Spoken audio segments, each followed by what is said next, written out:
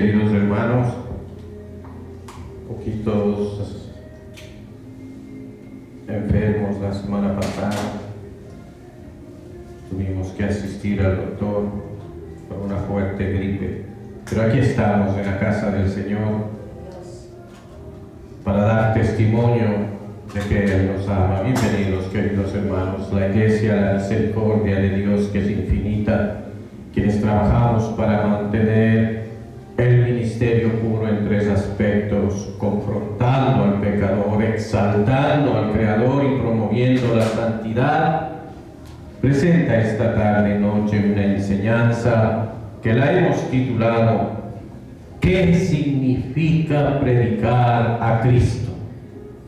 El texto bíblico que hemos escogido es Colosenses capítulo 1, versículos 27 y 28. Antes de leer esta enseñanza, queridos hermanos, el Señor ha puesto en mi corazón, dadas las circunstancias de geopolítica que se encuentra en este país, esos cambios bruscos que hay, nosotros no sabemos a dónde podemos ir, pero para nosotros los cristianos tenemos que saber a donde quiera que estemos, buscaremos una iglesia donde congregarnos, y es aquí donde esta enseñanza tiene una importancia fundamental. ¿Qué significa predicar a Cristo? Entonces nosotros estaremos a salvo, porque estaremos en una casa donde se habla la palabra de Dios.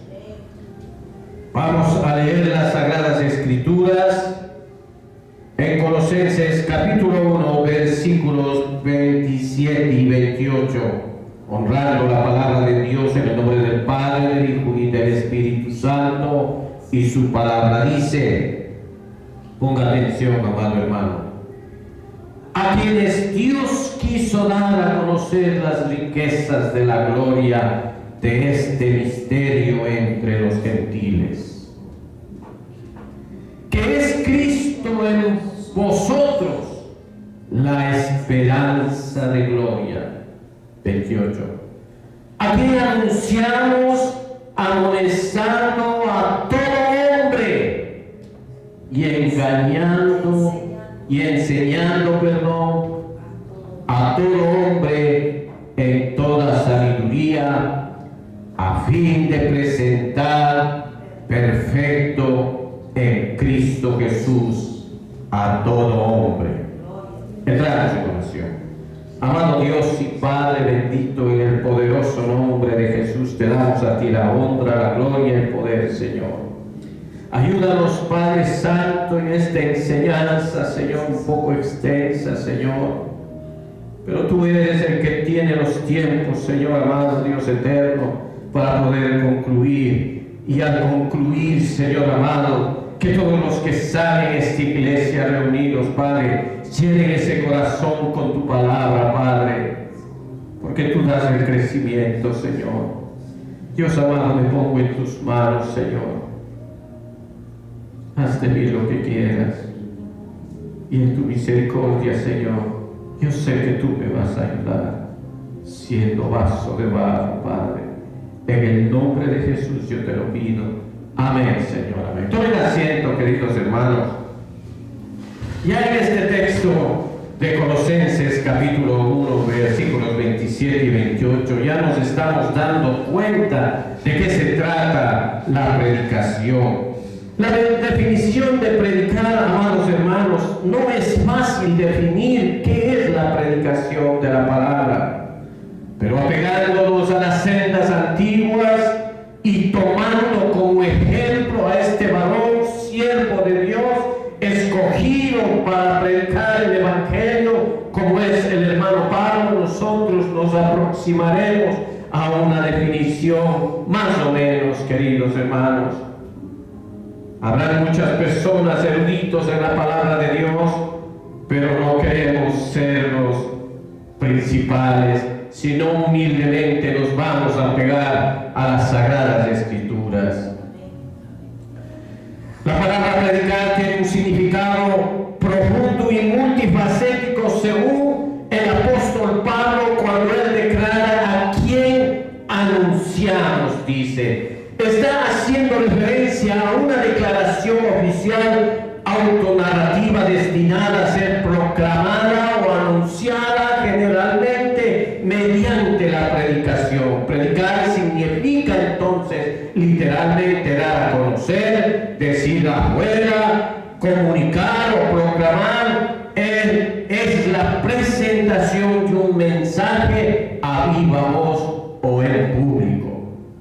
La predicación evangelizadora, donde vuelve más a la vida cristiana, se refiere a la predicación que presenta claramente el Evangelio en toda su plenitud salvadora. Este tipo de predicación es vista como una declaración solemne y pública de la verdad autoritativa a aquellos que nunca han tenido un encuentro con el Dios eterno. En el contexto bíblico más general, la predicación no solo es una actividad de comunicar o informar, sino que también implica una invitación a la transformación espiritual. La misión del predicador es no solo informar, sino también inspirar a través del Espíritu Santo a mover a la acción.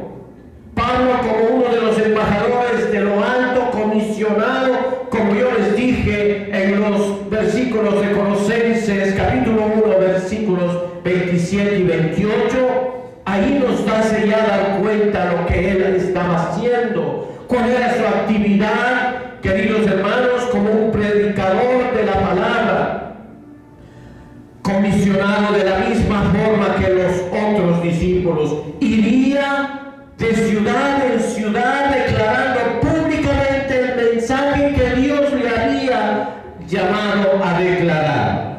Segunda de Corintios capítulo 5 versículo 20. En Segunda de Corintios capítulo 5 versículo 20 dice: así que somos embajadores. El que habla la palabra de Dios, querido hermano, tiene que darse cuenta que tiene una responsabilidad. La de un embajador. ¿Qué es un embajador? Hablar de su tierra, de su origen. Asimismo, siendo cristianos, tenemos ese derecho de hablar de Cristo, dice. Así que somos embajadores en el nombre de Cristo, como si Dios rogase por medio de nosotros. Os rogamos en el nombre de Cristo, reconciliados con Dios. Ese es el llamado. Esa es la predicación neta, podríamos decir. La tarea de Pablo era dar a conocer a Cristo a la humanidad caída, o sea, a los enemistados con Dios, queridos hermanos. Esto ha sido como una introducción a nuestra enseñanza de esta noche. ¿Qué significa predicar a Cristo? Es lo que nos toca a nosotros. El mensaje a la persona, esta declaración acerca de Jesús, es el deber central del siervo auténtico del Señor. Entonces, ¿qué significa en realidad? Predicar a Cristo es proclamar las grandes verdades y las implicaciones profundas de su persona gloriosa, amados hermanos, y obra redentora consumada en lugar de los pecadores en la cruz del Calvario, dándole a conocer tal como es presentado a través de todas las escrituras, desde Génesis hasta Apocalipsis, enseñan a nuestro Señor Jesucristo. El mensaje que se declara es el propósito divino de la salvación en Cristo, queridos hermanos.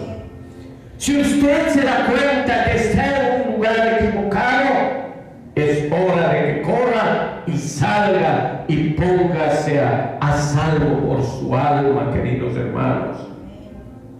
Pablo y los que verdaderamente seguían nunca proclamaban un simple sistema ni una serie de reglamentos, mucho menos los disparates sin sentidos que salen de la boca de muchos. Pablo y sus colaboradores no predicaban una filosofía, no predicaban política, No predicaban nada de finanzas, no predicaban el poder del pensamiento positivo. Eso quiere decir filosofías. No predicaban a sí mismos, no predicaban de la prosperidad, no predicaban. No es la predicación o el predicar, no es el ejercicio de la imaginación del predicador, no, queridos hermanos. No es la especulación vacía acerca de jerarquías espirituales y poderes angelicales. No es elaborar engaños tomados de teorías superficiales que no hacen más que excitar y tentar las mentes carnales y resguardarse en sus propias concupiscencias y justificaciones. Los ministros del Evangelio proclaman a una persona vive que es la fuente de toda vida verdadera, en quien radica la esperanza de gloria, la única satisfacción de las necesidades más profundas de los hombres pecadores, amados hermanos. Esa persona es Jesucristo, el Hijo encarnado de Dios, el único redentor de los escogidos de Dios, amados hermanos. Recordemos que Pablo ya lo ha presentado en algo de la cristología más elevada y luminosa del Nuevo Testamento, declarándolo ser el Hijo amado de Dios. Vayamos, queridos hermanos, a Colosenses capítulo 1, versículos 13 al 20. Son 7 versículos que vamos a leer rápido, hermanos. Colosenses 1, 13 al 20. Dice la palabra, escuchen, hermano, y vamos entendiendo lo que queremos decir. El cual nos ha librado de la potestad de las tinieblas y trasladado al reino de su amado Hijo. Antes no estábamos en las tinieblas, antes de conocer al Señor estábamos en tinieblas. Entonces nos ha trasladado al reino de su amado Hijo, en quien tenemos redención por su sangre. Mire, en el perdón de los pecados. Es el único que puede perdonar nuestros pecados. El 15. Él es la imagen del Dios invisible, el primogénito de toda creación, su Hijo. Se da cuenta. El 16, porque en Él fueron creadas todas las cosas, las que hay en los cielos, las que hay en la tierra, visibles e invisibles, amados hermanos. Perdón. Sean tronos, sean dominios, sean principados, sean potestades, todo fue creado por medio de Él y para Él. El 17 dice, y Él es antes de todas las cosas, y todas las cosas en Él subsisten. ¿Se da cuenta? En el 18, Él es la cabeza del cuerpo, que es la iglesia. Él es el que es el principio, el primogénito de entre los muertos, para que todo tenga preeminencia. El 19, por cuanto agradó al Padre que en Él, cuando digo Él estoy hablando de Jesucristo, habitase en toda plenitud. Y el 20, y por medio de Él reconciliar consigo todas las cosas, así que las que están en la tierra como las que están en los cielos. ¿Se da cuenta, querido hermano? Es este Jesús y nadie más, amados hermanos, la cabeza de la primera creación y la cabeza de la nueva creación, que mora en su pueblo de cada reino, tribu, lengua y nación, y es su esperanza de gloria, amados hermanos. Él es la suma y la sustancia del mensaje proclamado. Una diferencia, esta cuestión relata la diferencia crucial entre un verdadero siervo de Cristo y uno falso, queridos hermanos. Esta norma es absoluta y no es menos importante en nuestra época de lo que fue en el tiempo de Pablo. Desde muchos púlpitos del mundo se siembra mucha paja, queridos hermanos, en lugar de semilla. Y el pueblo es alimentado con los residuos de una religión hecha por el hombre en lugar de la verdad centrada en nuestro Señor Jesucristo. A través de sermones saturados de todo menos de Cristo, queridos hermanos. Ni Pablo ni sus colaboradores jamás hubieran sido partícipes de algo semejante. Cuando Cristo es relegado en un lugar de segunda importancia, cuando Él es separado, querido hermano, enseguida se pierde toda religión verdadera, bíblica y auténtica cristiana, quedando envuelta en enigmáticas nubes de vacío espiritual. El líquido que es ofrecido a los pecadores bajo tales circunstancias afirma calmar la sed, pero los hombres están calmando sus ansias espirituales no con el agua viva, queridos hermanos, sino con un elixir tóxico, un veneno espiritual que está emanando de las iglesias. Tal vez enseñanzas no producen salvación. ¿Cómo va a producir salvación tales enseñanzas que no están centradas en nuestro Señor Jesucristo? Cuando Cristo es proclamado, se pone en claro que lo único necesario para la salvación en el sentido más pleno y completo, amados hermanos, se encuentra solo en Él. Miren Hechos 4:12.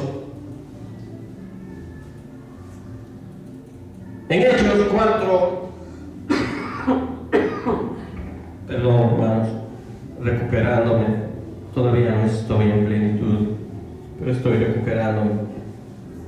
En Hechos capítulo 4, versículo 12 dice la palabra, dice: y en ningún otro más que Jesucristo de Nazaret hay salvación, porque no hay otro nombre bajo el cielo dado a los hombres en que podamos ser salvos. No lo digo yo, queridos hermanos, ahí tiene su palabra, ahí tiene para que creas, amado hermano. Este Cristo tan glorioso es una persona y tan perfecto en su obra, el Dios encarnado, el Dios pacificador, sangrante, el gobernador imperial del universo. Es Él, queridos hermanos. Nadie ni nada sino solamente en Él. Esto tenga en su corazón, querido hermano. Es a quien en esta iglesia la misericordia de Dios, que es infinita, predicamos. No simplemente a su doctrina, sino a Él mismo. Y no solo fue predicado por Pablo, sino también por todos sus colegas. Este Cristo es el único y total objeto de la proclamación. Si Él va a ser la esperanza de gloria, con razón se gozaban en proclamarlo, amplia y extensamente, queridos hermanos.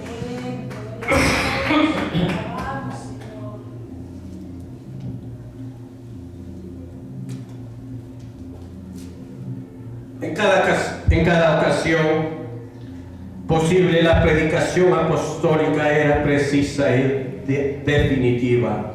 Cristo, el único libertador, confiere perdón por su sangre, pureza por su espíritu y perfección por su promesa y presencia, queridos hermanos, asegurando defensa por su poder consuelo por su compasión y la esperanza de gloria por su residencia en el corazón del creyente. Cuando el Señor reside en nuestros corazones, Él lo hace todo en nosotros, queridos hermanos. Pero al abrirle la puerta al Señor, tenemos que procurar que Él se quede con nosotros, como cantamos en antes. Hace rato proclamamos una canción: quiero que te quedes conmigo. Este es siempre el mensaje del Evangelio. Encontramos este mensaje en las enseñanzas de nuestro Señor mismo, al igual que sus apóstoles. El ejemplo de Cristo, la predicación de Cristo, queridos hermanos, que es necesario que veamos. Puede parecer extraño afirmar que Cristo mismo predicara para Él mismo, y en verdad, perdón hermanos, se predicó a sí mismo. Pero hacerlo no tiene nada de extraño, ni es Él inherente o arrogante por hacerlo. No tiene nada de extraño. Como el Hijo encarnado de Dios, solo Él tiene el derecho. A Él se le requiere que se proclame a sí mismo. Por eso lo encontramos hablando a otros largo y tendido y explicando en su paciencia, en su misericordia y ternura, en su ministerio aquí en la tierra. Consideramos dos pasajes claves para que usted entienda de lo que estoy hablando. El primero se encuentra en el Evangelio según Juan capítulo 5. Registra que nuestro Señor tuvo a bien sanar a un hombre junto al estanque de Betesda en el día de reposo. Esto generó mucho disgusto, antagonismo y violento, y un acalorado debate con los líderes religiosos de la época. Leemos que en esta curación hay consecuencias inmediatas. Vamos a Juan capítulo 5, versículos 16 al 18, rapidísimo. Juan 5, 16 al 18. Los judíos perseguían a Jesús y procuraban matarle porque hacía estas cosas en el día de reposo, y Jesús les respondió: mi Padre hasta ahora trabaja y yo trabajo. Por esto los judíos aún más procuraban matarle, porque no solo quebrantaba el día de reposo, sino que también decía que Dios era su propio Padre, haciéndose igual a Dios. Acto seguido, al validar su igualdad innegable con su Padre, nuestro Señor les dice a los líderes en Juan 5, 37 al 39.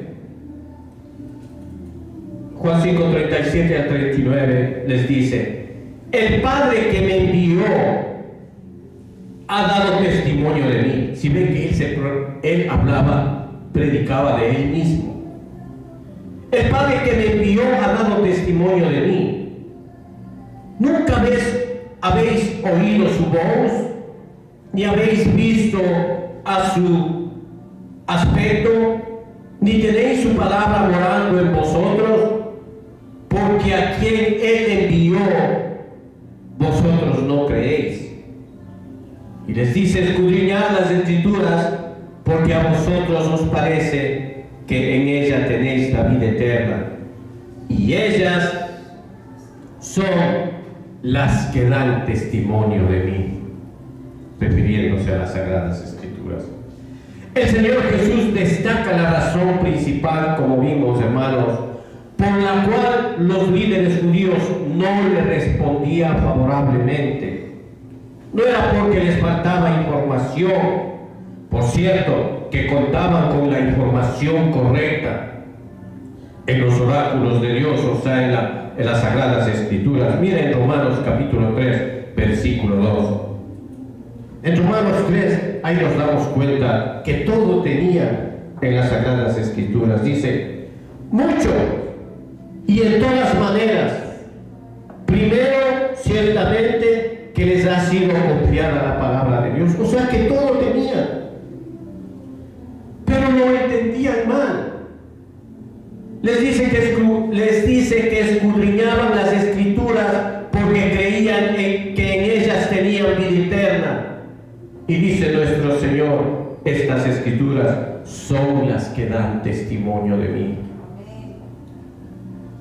Hacían algo correcto y necesario al leer sus Biblias. No obstante, siendo lectores y maestros dirigentes del Antiguo Testamento, fallaban cuando se trataba de comprender lo que leían. Esto no era un error insignificante de interpretación bíblica, no, queridos hermanos, sino era un error que llevaba el alma a la condenación. Su estudio del Antiguo Testamento erraba totalmente en blanco, o sea, era pecado, porque no se centraba en el actor principal. Todos sus esfuerzos no los llevaban a ver a Jesús como el Mesías, no los impulsaba a asirse de la salvación, a agarrarse de la salvación que hay solamente en Él. Nuestro Señor les dice en términos contundentes que si ellos hubieran comprendido correctamente lo que leían en sus Biblias, hubieran acudido a Él y no al contrario, querían matarlo. Hubieran acudido a Él para ser salvos, porque es Él de quien hablan las Escrituras. Por eso dijo Él, a ellas dan testimonio de mí. No es que predicaba por Él, sino que le hacía saber quién es Él. La Biblia en su totalidad, las Escrituras del Antiguo, al igual que el Nuevo Testamento, son la revelación total de Dios el Hijo. Jesús les dice a estos hombres ilusos y airados que una lectura correcta del Antiguo Testamento los hubiera llevado a ver claramente que Él era el Mesías prometido por Dios. La Biblia es un libro cerrado para los que no comprenden su enfoque principal. Cuando alguien se vuelve al Señor, escuche, amado hermano, cuando alguien se vuelve al Señor, el velo es quitado. Pero hasta entonces el velo permanece y ajustado, hermanos, a su cabeza. Miren 2 de Corintios, capítulo 3, versículos 15 y 16.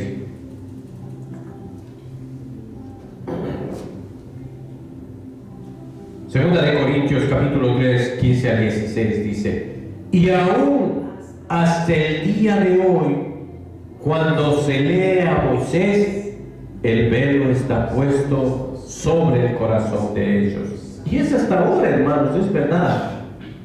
Pero cuando se conviertan al Señor, el velo se quitará. ¿Se da cuenta, hermano?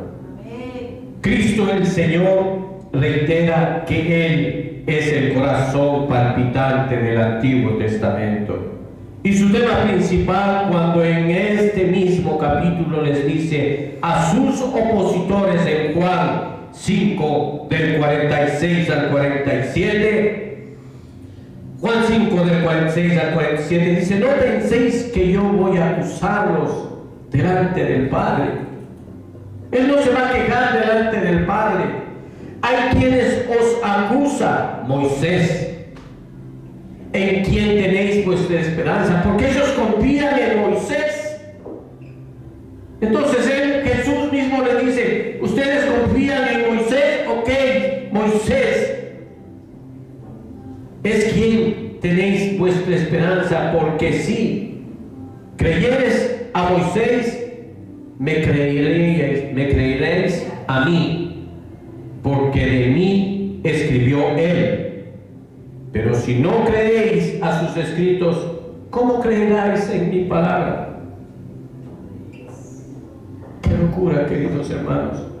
Qué claro está. En el camino a Emaús, una vez cuando el Señor resucitó, los discípulos había tristeza, consternación. Ellos esperaban al Mesías para que sean librados de Roma, como todos sabemos. Ahora este pasaje del Evangelio de Lucas, después de la muerte de Jesús, los discípulos estaban completamente desanimados y cualquier mención de la resurrección les parecía vana, ilusa, mentira. Porque recuerden, estas mujeres que fueron testigos de la resurrección, los fueron a alzar, los dijeron: mire, él ha resucitado, ya no está ahí. En Lucas 24:11 dice, ellos ya no creían, porque todo se derrumbó para ellos, se les vino todas las ilusiones abajo como un lego, queridos hermanos.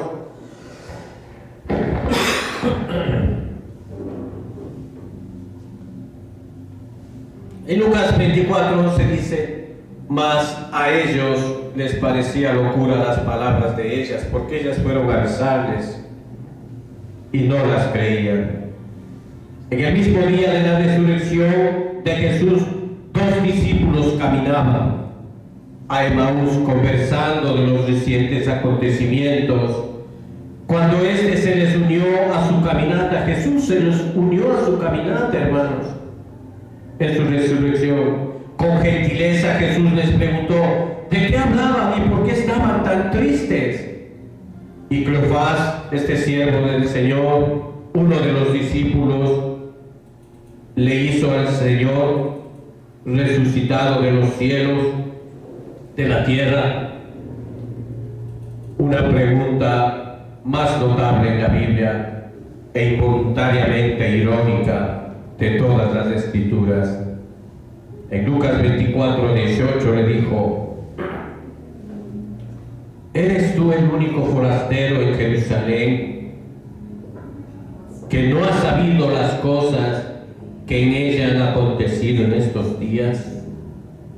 Cuando Jesús estaba con los dos discípulos, hermanos, podemos imaginarnos la expresión del rostro de Cristo al preguntar con gentileza, ¿qué cosas? Los discípulos le explicaron que habían puesto su esperanza en que el poderoso profeta Jesús de Nazaret sería el que redimiría a Israel. Pero Jesús había muerto, corría la voz de que había resucitado también, que la tumba había sido revisada y estaba vacía. Pero de Jesús no había rastro. Nuestro Señor les reprende mansamente y comienza a enseñarles sobre lo que había sucedido en Jerusalén en esos últimos días. Él caminaba, él resucitado al tercer día, caminaba con estos discípulos que estaban atormentados por lo que había pasado. ¿Y qué les dice, queridos hermanos? En Lucas 24, del 25 al 27. Oh insensatos y tardos de corazón, para creer todo lo que los profetas han dicho. ¿No era necesario que el Cristo padeciera estas cosas y que entrara en su gloria? Y comenzando desde Moisés y siguiendo por los profetas, les declaraba en todas las Escrituras lo que de él decía. Imagínense, el Señor les explicaba a ellos después de haber pasado 3 años con él lo de su muerte. ¿Qué sermón habría sido este? Podemos imaginarnos el propio Señor resucitado. Gloria a Dios. Como el Señor había llevado a estos hombres a pensar en esos hermoso pasaje en el cual por medio de tipos y sombras, profecía y predicciones se refería a él. Sean cuales hayan sido los pasajes que formaron la sustancia de ese discurso, vemos que nuestro Señor Jesucristo se presentó a sí mismo. Jesús predicó a Jesús. ¿Se da cuenta, queridos hermanos? En Lucas 24:27 dice su palabra: y comenzando desde Moisés y siguiendo por los profetas, les declaraba en todas las escrituras lo que de él decía. Entonces, para que se vaya entendiendo, queridos hermanos, yo les ruego un poquito de paciencia, porque sí es un poquito extenso, pero quiero que entiendan lo que es predicar a Cristo, queridos hermanos. Si vamos a predicar a Cristo, entonces tenemos que hacer lo que Cristo mismo hizo: declarar todas las escrituras y mostrar cómo todas señalan a nuestro Salvador y se relacionan con Él. Nuestro Señor reiteró esto cuando dijo en Lucas 24:40. Dijo en Lucas 24:40: estas son las palabras que os hablé, estando aún con vosotros cuando el Señor estaba en la tierra, y que era necesario que se cumpliese todo lo que está escrito de mí en la ley de Moisés, en los profetas y en los salmos. Jesús nos muestra que la totalidad de la palabra de Dios testifica que Él es el Hijo de Dios, el Cristo prometido, el glorioso Redentor. Jesús dice que Él es el glorioso propósito y el cumplimiento definitivo de todo lo que había expresado los escritores del Antiguo Testamento.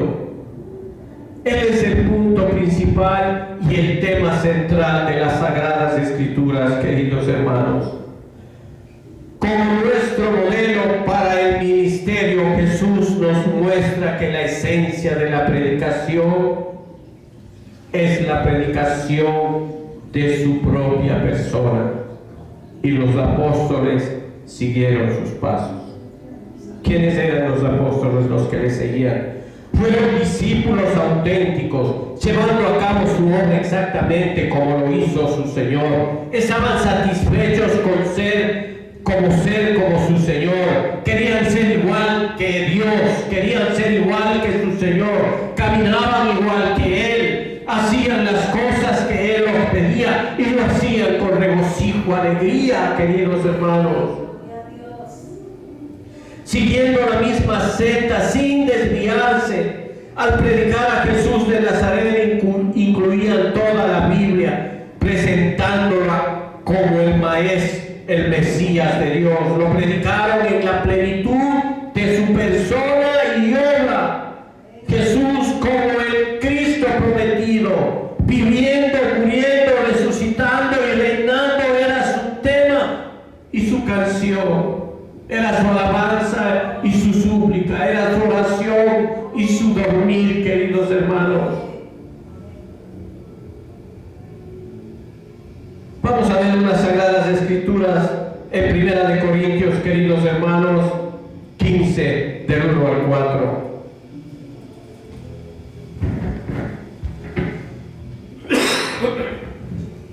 Primera de Corintios 15, del 1 al 4 dice: además os declaro, hermanos, el Evangelio que os he predicado, el cual también recibiste, en el cual también perseveráis, por el cual asimismo, si retenéis la palabra que os he predicado, sois salvos. Si no, creísteis en vano. Porque primeramente os he enseñado lo que asimismo recibí, que Cristo murió por nuestros pecados conforme a las Escrituras, y que fue sepultado y resucitó al tercer día conforme a las Escrituras. Entonces, queridos hermanos, nos damos cuenta y llegamos como una rueda en esta enseñanza al hermano Pablo. Lo vemos todo en los registros del ministerio del apóstol. Queridos hermanos, desde el momento de la conversión de Pablo, lo encontramos en las sinagogas predicando a Cristo, anunciando que era el Hijo de Dios en Hechos 9:20. En Hechos 9:20 nos hace ver, nos pone una pantalla en nuestra mente, queridos hermanos. Enseguida predicaba a Cristo en las sinagogas, diciendo que este era el Hijo de Dios y convenciendo a los hombres que Jesús era el Cristo. En Hechos 9:22, versículos más allá, dice, en Hechos 9:22 dice, pero Saulo mucho más se esforzaba y confundía a los judíos que moraban en Damasco, demostrando que Jesús era el Cristo. En Antioquía de Pisidia hace un recuento de los tratos de Dios con su pueblo, enfocando específicamente a David y pasando rápidamente a Jesús. En Hechos 13:23 dice, de la descendencia de este y conforme a la promesa, Dios levantó a Jesús por Salvador a Israel. ¿Se da cuenta? De allí en adelante el resto del sermón es todo acerca de él, concluyendo con la gran declaración y desafío: sabed pues esto, varones hermanos, que por medio de él se os anuncia el perdón de los pecados, y que todo aquello de que por la ley de Moisés no pudisteis ser justificados, en él es justificado todo aquel que cree. Mirad pues que no venga sobre vosotros lo que está dicho por los profetas. Mirad, o no menospreciadores, y asombraos y desaparecer, porque yo hago una obra en vuestros días, obra que no creáis si alguien os lo contara. Usted lo puede ver esto en Hechos 12, del 38 al 41, queridos hermanos. Lo encontraremos en la sinagoga tesalonicenses, donde en Hechos 17, 2, 3, mire lo que hacía. En Hechos 17, 2, 3, discutiendo con ellos, declarando y exponiendo por medio de las Escrituras. Si ve lo que es la predicación, declarando, discutiendo por medio de las Escrituras, que era necesario que el Cristo padeciese y resucitase de los muertos, y que Jesús, a quien yo os anuncio, decía él, es el Cristo. ¿Se da cuenta? Allí está frente a Agripa, declarando, al rey Agripa. Viene en Hechos 26, 22 al 23. Frente a Agripa, pero habiendo obtenido auxilio de Dios, perseveró hasta el día de hoy, dando testimonio a pequeños y a grandes, no diciendo nada fuera de las cosas que los profetas y Moisés dijeron que había de suceder, que el Cristo había de padecer y de ser el primero de la resurrección de los muertos, para anunciar luz al pueblo y a los gentiles. Lo observamos en la cárcel hablando con los judíos. En la cárcel hablando con los judíos en Hechos 28, 23. Les declaraba y les testificaba el reino de Dios desde la mañana hasta la tarde, queridos hermanos. persuadiéndolos acerca de Jesús tanto por la ley de Moisés como de los profetas, y declarando a Cristo también a los gentiles. En Hechos 28 del 30 al 31 dice: predicando el reino de Dios y enseñando acerca del Señor Jesucristo abiertamente y sin impedimento. ¿Qué había que lo impida? ¿Qué hay que lo impida a ustedes escuchar palabra de Dios, queridos hermanos? Las primeras palabras de la carta de los Romanos nos establece el tono de todas sus epístolas. En Romanos capítulo 1, versículos del 1 al 4, Romanos 1 del 1 al 4, en las epístolas dice: Pablo, siervo de Jesucristo, llamado a ser apóstol, si vio es un llamado apartado para el evangelio de Dios, que él había prometido antes por sus profetas en las santas escrituras acerca de su Hijo, nuestro Señor Jesucristo, que era del linaje de David según la carne, que fue declarado Hijo de Dios con poder según el Espíritu de santidad por la resurrección de entre los muertos. Y hubo muchos más apóstoles. Encontramos que no encontramos nada distinto en ninguno de los demás registros bíblicos acerca de la predicación apostólica. Escuchamos el mismo mensaje de la boca de Pedro el día de Pentecostés, cuando proclama, queridos hermanos, esta enseñanza es hermosa y yo quisiera que ustedes la estudien. Está en Hechos 2:22 y después saltaríamos a Hechos 2:36. Primero vamos a ver Hechos 2:22 y después Hechos 2:36. Dice Pedro proclamando, dice: varones israelitas, oíd estas palabras. Jesús Nazareno, varón aprobado por Dios entre vosotros con maravillas, prodigios y señales que Dios hizo entre vosotros por medio de él, como vosotros mismos sabéis. En el 36 dice: sepa pues ciertamente toda la casa de Israel que a este Jesús a quien vosotros crucificaste, Dios le ha hecho Señor y Cristo. ¿Se da cuenta, queridos hermanos?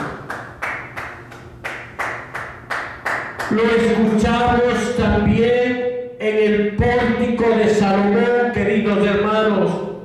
Y esto les voy a pedir que pongan atención, porque son las Sagradas Escrituras en Hechos capítulo 3, versículos del 18 al 26.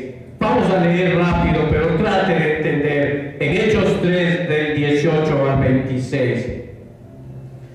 Vamos a leer, dice, en Hechos 3, del 18 al 26. Pero Dios ha cumplido así lo que había antes anunciado por boca de todos los profetas. ¿Se da cuenta? Jesucristo había de padecer. En el 19 dice: así que arrepentíos y convertíos para que sean borrados vuestros pecados, para que vengan de la presencia del Señor en tiempos de refrigerio, queridos hermanos.